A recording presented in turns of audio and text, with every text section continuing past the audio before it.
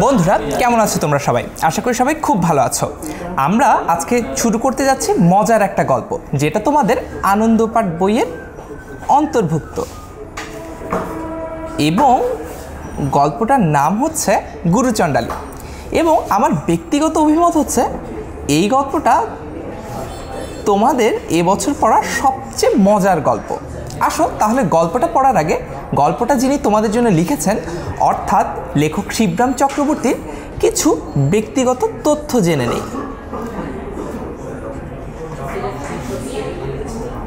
আমরা প্রথমেই জানব শিবরাম চক্রবর্তীকে আমরা কী হিসেবে চিহ্নিত করি। শিবরাম চক্রবর্তী একজন বিখ্যাত শিশু সাহিত্যিক।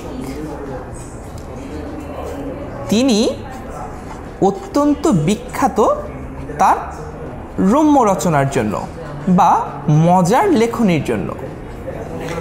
আচ্ছা, শিবরাম চক্রবর্তী জন্মগ্রহণ করেছেন 13 ডিসেম্বর 1903 সালে, এবং তার জন্মস্থান হচ্ছে পশ্চিমবঙ্গের মালদায়, অর্থাৎ ভারতে। তার উল্লেখযোগ্য গ্রন্থ, শিবরাম চক্রবর্তীর কিন্তু অসংখ্য উল্লেখযোগ্য গ্রন্থ আছে। তার মধ্যে বাড়ি থেকে পালিয়ে, ঈশ্বর পৃথিবী ভালোবাসা এবং ভালোবাসা পৃথিবী ঈশ্বর, এই বইগুলো কিন্তু বিশেষভাবে উল্লেখযোগ্য।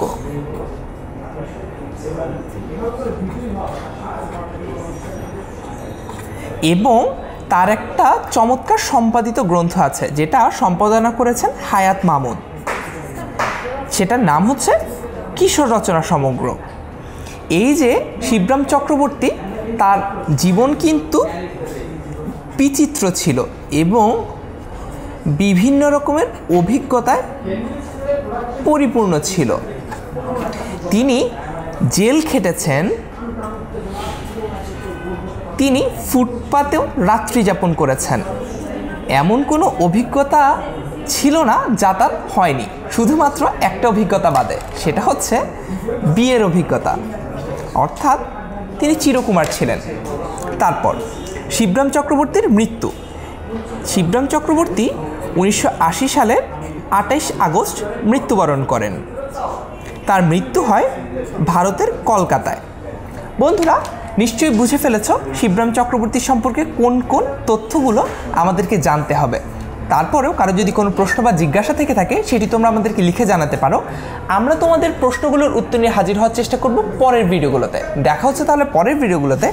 সে পর্যন্ত আমাদের সঙ্গেই থেকো সবাই। And till then, never stop learning.